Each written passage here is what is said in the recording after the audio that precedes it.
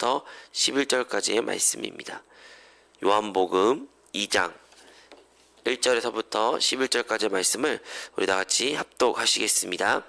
사흘째 되었던 날 갈릴리 가나에 혼례가 있어 예수의 어머니도 거기에 계시고 예수와 그 제자들도 혼례의 청함을 받았더니 포도주가 떨어진지라. 예수의 어머니가 예수에게 이르되 저들에게 포도주가 없다 하니 예수께서 이르시되 여자여 나와 무슨 상관 있나이까? 내 때가 아직 이르지 아니하였나이다. 그의 어머니가 하인에게 이르되 너희에게 무슨 말씀을 하시든지 그대로 하라 하니라. 거기에 유대인의 정결 예식을 따라 두세 통 드는 돌 항아리 6이 놓였는지라. 예수께서 그들에게 이르시되 항아리에 물을 채우라 하신즉 아기까지 채우니 이제는 떠서 연회장에 갖다 주라 하심에 갖다 주었더니 연회장은 물로 된 포도주를 맛보고도 어디서 났는지 알지 못하되 물 떠온 하인들은 알더라. 연회장이 신랑을 불러 말하되 사람마다 먼저 좋은 포도주를 내고 취한 후에 낮은 것을 내거늘 그대는 지금까지 좋은 포도주를 두었도다 하니라. 예수께서 이 첫 표적을 갈릴리 가나에서 행하여 그의 영광을 나타내심에 제자들이 그를 믿으니라. 아멘. 오늘 여러분과 함께 요한복음 2장 1절에서부터 11절의 말씀을 가지고 함께 나눌 설교의 제목은 잔치의 주인공입니다. 오늘 우리가 읽었던 이 요한복음이라는 사복음서 중에 마지막에 기록된 이 복음서 같은 경우에는 우리에게 큰 감동과 은혜를 허락합니다. 물론 가장 짧은 복음서는 마가복음이고 그 마가복음에서 예수님의 순환을 우리가 잘 볼 수 있고 예수님의 생애에 대해서 아주 집약적으로 우리가 깨달을 수가 있죠. 마태복음, 누가복음도 너무너무 좋습니다. 하지만 이 요한복음 같은 경우에는 보다 그 다른 복음서와 달리 그 영적인 그 참된 실제를 더 구체적으로 우리에게 계시하고 있습니다.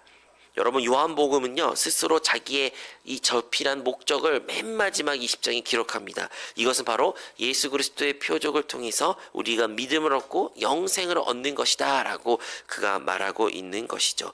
그러므로 요한복음은 우리가 어떤 지식을 아니면 어떤 역사 공부를 하는 책이 아니라 우리가 예수 그리스도의 그 표적을 봄으로써 그분을 바라봄으로써 우리가 무엇이 생겨요? 믿음이. 그리고 그 믿음을 통해서 우리가 영생을 얻기 위함이라는 것을 기억해야 됩니다.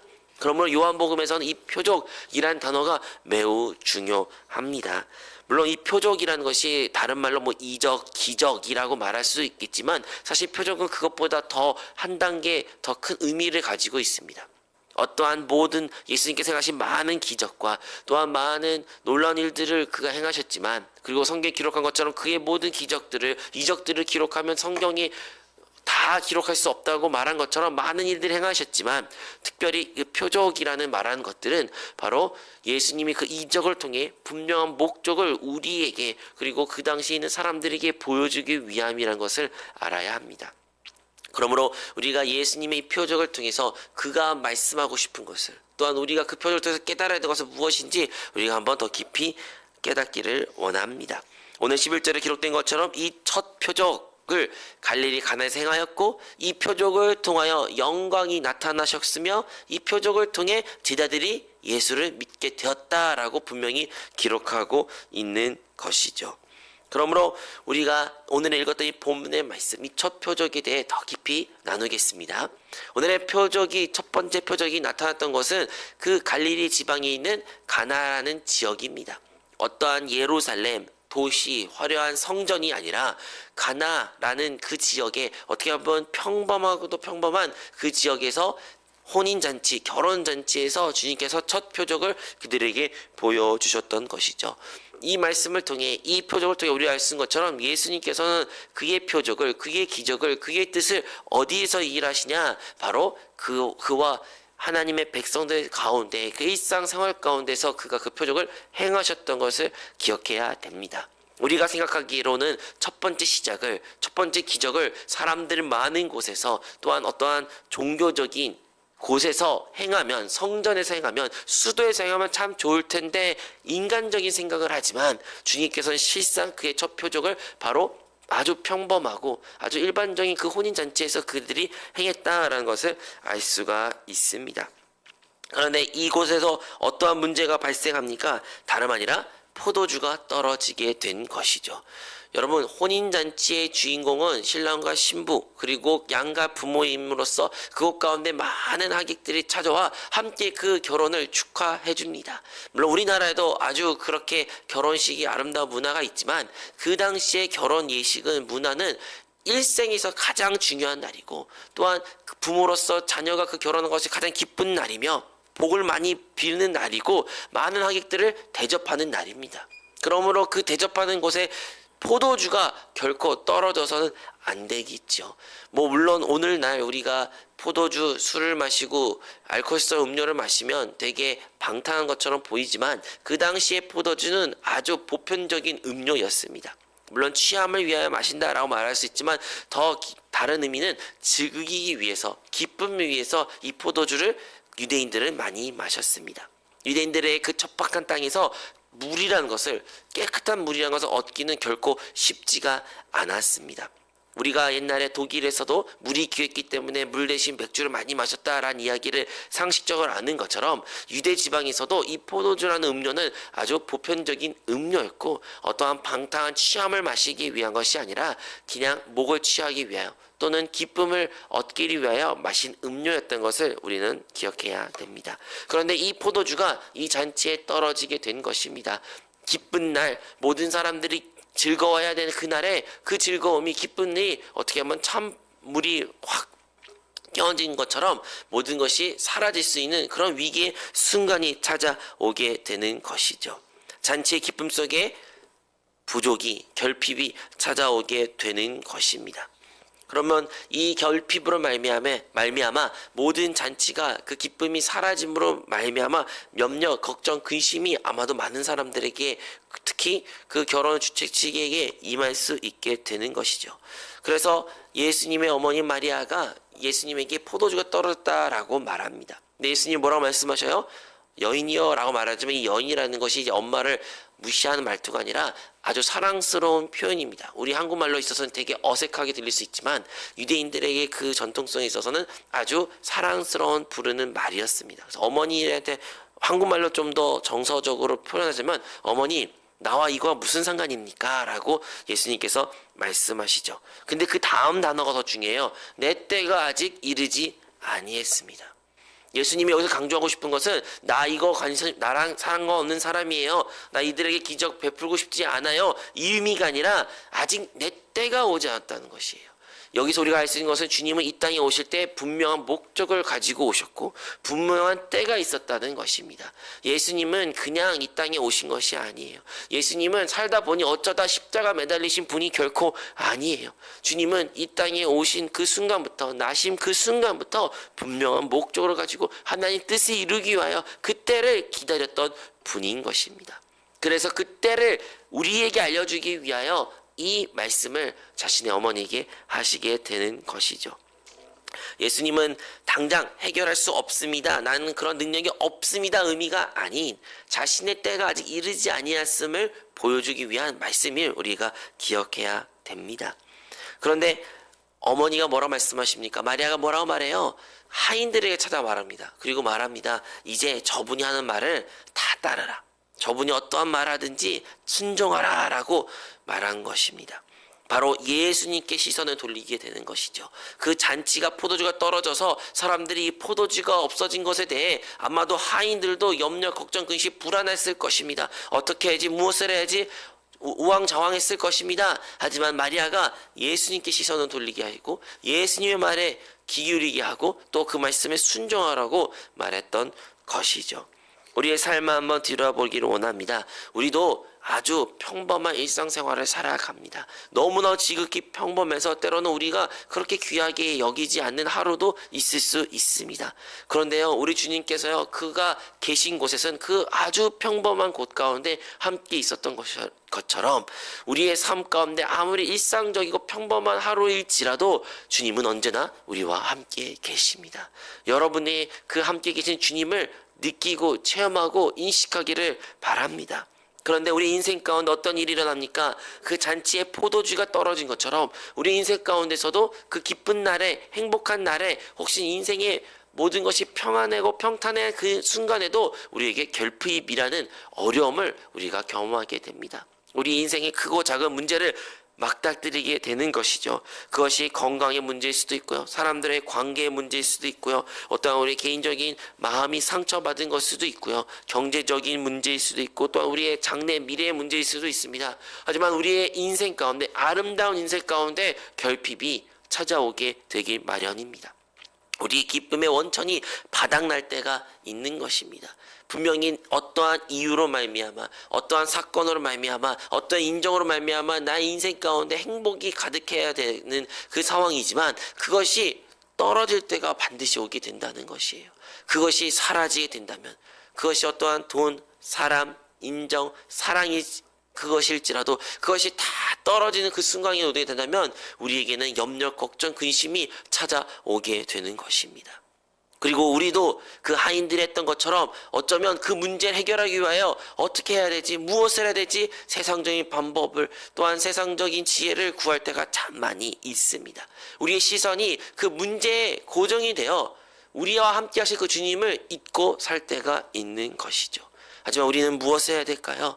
바로 마리아가 말했던 것처럼 우리는 다시 한번 우리의 시선을 주님께 돌이켜야 됩니다. 주님을 바라봐야 되고 그리고 그 주님이 하신 그 말씀에 우리가 순종해야 됩니다.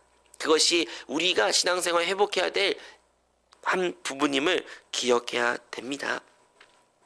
그런데 여기에서 우리가 알 수 있는 것은 이 본문에서 바로 그 혼인의 잔치에서 분명히 주인공은 신랑과 신부 그의 가족들일 텐데 이 본문에서 주인공은 다름 아니라 우리의 주님으로 바로 시각을 바꾸는 것을 알 수가 있는 것입니다.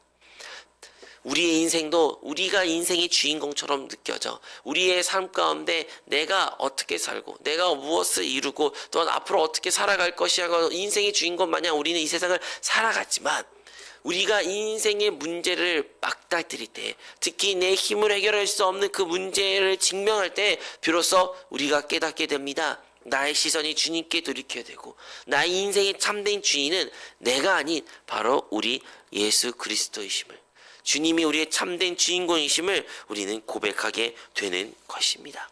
오늘의 본문의 말씀, 바로 예수님은 순종을 통해 하나님의 뜻을, 하나님의 그 표적을 우리에게 보여주셨던 것입니다.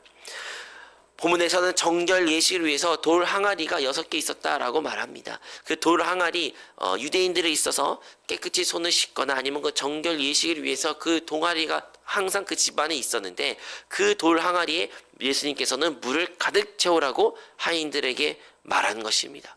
그리고 그 하인들은 그 말씀에 순종했습니다. 이해가지 않을 것이죠. 어디 가서 포도주를 사와라. 내가 아는 사람이 있으니 그 사람을 찾아가면 포도주를 줄 것이다. 내 포도주를 저쪽 가면 얻을 수 있다. 이러한 것이 아니라 예수님께서는 생뚱맞게 그 돌항아리에, 정결 예식에 사용됐던 그 돌항아리에 물을 채우라고 말씀하는 거예요.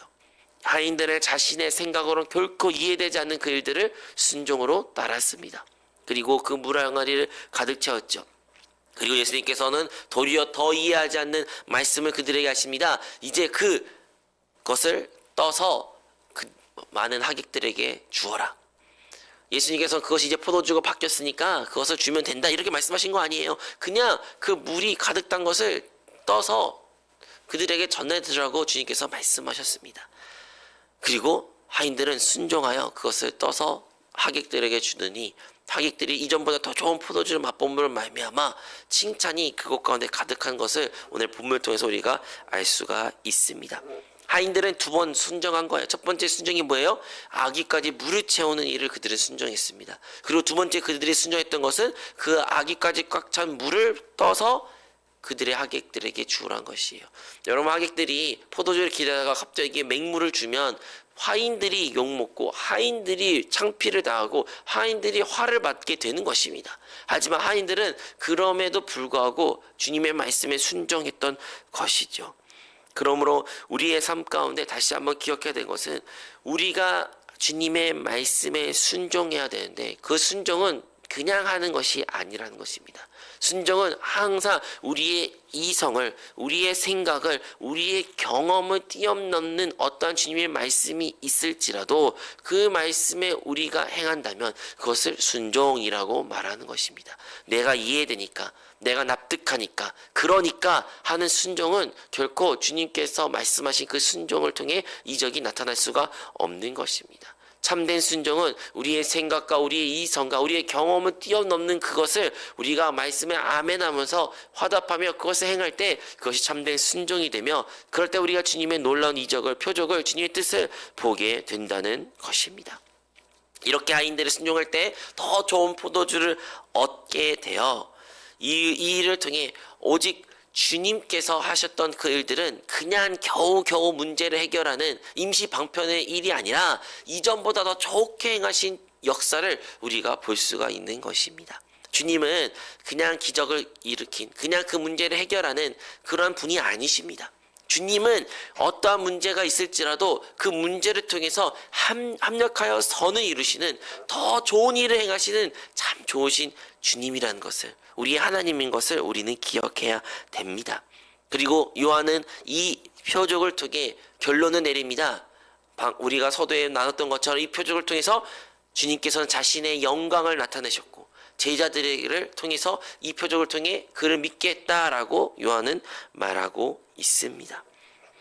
오늘도 우리의 삶을 뒤돌아볼 때 우리의 인생의 주인공이 누구인지를 한번 묻기를 원합니다. 과연 내 인생의 주인공은 아직도 나인지를, 아니면 나의 인생의 참된 주인공은 주님이지를 우리는 물어봐야 됩니다.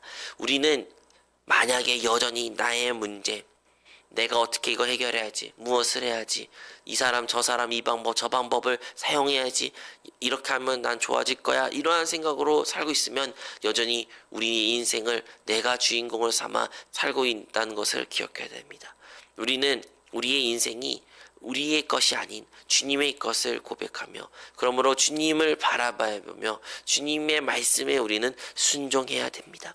주님은 2000년 전에 가나의 혼인잔치에 계셨지만 오늘 날 죽으시고 부활하시고 승천하사 보혜사 성령으로 우리 믿는 그리스도인들에게 거듭난 영 가운데 언제나 함께 하십니다. 이제 그리스도께서 우리와 함께 하시기에 우리가 주님을 바라보고 주님의 말씀에 순종한다는 것은 바로 언제나 우리와 함께 하신 그 주님께 그 영안에 돌이켜 주님을 바라보며 그 성령의 기름 부으심에 순종하는 삶을 살아야 된다는 것이죠. 다른 말로 성령을 따라 행하고 성령께 순종하는 삶을 우리는 살아야 합니다. 이것이 진정으로 주님을 참된 주님으로 모시는 삶입니다. 예수님은 우리의 주님을 모시는 삶이라는 것입니다. 아직도 예수님은 영접했다 말하면서도 내 인생의 주인은 나로 살아가는 많은 사람들이 있습니다. 하지만 우리는 나의 인생이 진짜 주님의 것임을, 나의 인생은 하나님의 손에 있음을, 이제 내가 사는 것이 아니라 그리스도가 사는 삶을 우리는 다시 회복해야 될 줄로 믿습니다. 그러므로 오늘 말씀을 통해 다시 한번 우리가 기억해야 될 것은 순종이라는 것은 우리가 어떠한 것을 이해하고 행하는 것이 아니라 설사 내가 이해하지 않고 내가 경험하지 못한 일일지라도 주님이 말씀하셨기에 그 말씀에 순종한 것이 진정으로 우리가 해야 될 일이라는 것을 기억하시기 바랍니다. 마리아가 말씀하신 것처럼 무슨 말씀하시든지 그대로 하라. 우리 안에 계신 그리스도께서 성령께서 이제 기름 부음으로 우리에게 인도하시고 우리에게 말씀하고 계십니다. 그런데 때로는 그의 인도하심이, 그의 말씀이 우리의 이성으로 결코 이해되지 않고 우리의 감정으로 납득이 되지 않을 때가 많이 있습니다. 그를 용서하라, 그를 품어라, 너 자신을 포기하라, 희생하라, 이러한 말이 결코 우리에게는 결코 납득되지 않지만 우리가 그 성령의 기름 부음에 순종할 때 우리는 무엇을 보게 됩니까? 바로 주님의 영광을 보게 된다는 것이에요. 진짜 주님이 일하신 일을 보게 되는 것이고 주님이 나타내심으로 말미암아 우리가 주님을 향한 더 믿음이 굳세지게 되는 것입니다. 여러분, 우리 주님이요 결코 우리의 인생을 관심 없는 분이 아니십니다. 누구보다 우리의 인생을 우리의 삶 가운데 밀접하게 함께 하신 분으로서 우리에게 가장 좋은 길을 인도하시고 합력해서 선을 이루신 분이 우리의 주님, 그리고 그 주님께서 지금 우리와 함께 계십니다. 그러므로 우리가 어떠한 어려운 문제를 혹시 지금 우리가 직면할지라도, 그것이 건강과 환경과 나의 사업장과 나의 가정과 다른 사람의 대인관계의 문제일지라도 우리 주님께서는 그 주님의 말씀에 순종한 자들에게 더 좋은 포도주를 기적으로 베푸신 것 같이 우리의 인생 가운데 더 좋은 것으로 회복시켜 주시고 공급해 주시고 또 그것을 누리게 해주실 것을 우리는 믿어야 합니다. 우리의 인생의 신앙생활의 참된 문제는 무엇일까요? 그것은요, 문제를 바라보는 우리의 시선이라는 것입니다. 우리는 문제를 여전히 바라보고 문제만 바라보고 문제를 통해 어떻게 해결될지만 생각합니다. 하지만 신앙생활의 참된 본질은 그 문제를 바라보는 것이 아니라 우리의 주님을 바라보는 것입니다. 주님의 말씀에 우리 귀를 기울인 것입니다. 그리고 그 말씀에 순종하며 살아가는 것입니다. 우리 주님은 언제나 우리와 함께 계십니다. 우리가 기쁠 때나 슬플 때나 주님은 언제나 우리와 함께 계십니다. 그리고 이 새벽에도 주님은 우리와 함께 계시어 오늘도 우리에게 말씀하실 것이고 우리의 삶을 인도해 주실 것입니다. 그렇다면 오늘 우리는 무엇을 해야 될까요? 바로 내 인생의 참된 주인을 나를 내려놓고 나는 끝났고 나의 인생의 참된 주인은 그리스도께로 돌이키고 그리스도를 바라보고 그리스도를 우리는 붙잡아야 됩니다. 사랑하는 성도 여러분, 오늘 가나 혼인잔치에 우리가 본 것은 물이 포도주가 되었다, 그냥 그 기적 외적인 모습이 아닙니다. 서두에 말씀하신 것처럼 이것은 표적으로서 물이 포도주로 변한 것을 넘어서 우리에게 주님께서 말씀하고 싶은 분명한 메시지가 있다는 것을 알아야 됩니다. 이 표적을 통해 다시 한번 우리는 주님의 영광을 보아 주님을 믿게 된 제자들과 같이 우리의 삶 가운데 다시 한번 우리가 주님께로 돌이킴으로 말미암아 주님이 우리의 삶 가운데 이루실 놀라운 영광들을 봄으로 말미암아 우리가 더욱더 주를 향한 믿음이 굳세지기를 주님 이름으로 축원드립니다. 그 혼인잔치의 주인공이 세상 사람들을 보기에는 신랑과 신부 그의 가족일지라도 이 성경 본문에서 이 혼인잔치의 참된 주인공은 예수님이라고 선포한 것 같이 우리의 인생도 우리 인생의 참된 주인공이 세상 사람을 보기에는 우리 각각 개인이라 말할 수 있을지라도 우리의 참된 주인은 오직 예수 그리스도이심을 고백하며 다른 사람들에게 나타내며 그렇게 간증하는 우리 모든 성도가 되시기를 주님의 이름으로 축복합니다. 기도하겠습니다. 사랑이 많으신 하나님 아버지, 오늘 우리의 삶 가운데 언제나 함께 계신 예수 그리스도께로 다시 한번 우리의 시선을 돌이키기를 원합니다. 우리 인생의 참된 주인은 우리가 아님을 오직 예수 그리스도임을 고백합니다. 주님, 우리 인생 가운데 포도주가 떨어지는 그 결핍의 순간에 놓인 성도들, 그러한 인생의 순간들이 있을지라도 다시 한번 주님께로 돌이키고 주님께 다시 말씀에 순종할 수 있는 우리의 신앙생활이 되게 하여 주시옵소서. 그래 우리 그 순종을 통해 주님의 놀라운 이적들을 주님의 놀라운 행하심을 체험하게 하여 주사 우리 안에 믿음이 더 자라게 하여 주시옵소서. 이 모든 말씀 예수님의 이름으로 기도합니다. 아멘. 하늘에 계신 우리 아버지여, 이름이 거룩히 여김을 받으시오며 나라가 임하시오며 뜻이 하늘에서 이루어진 것 같이 땅에서도 이루어지이다.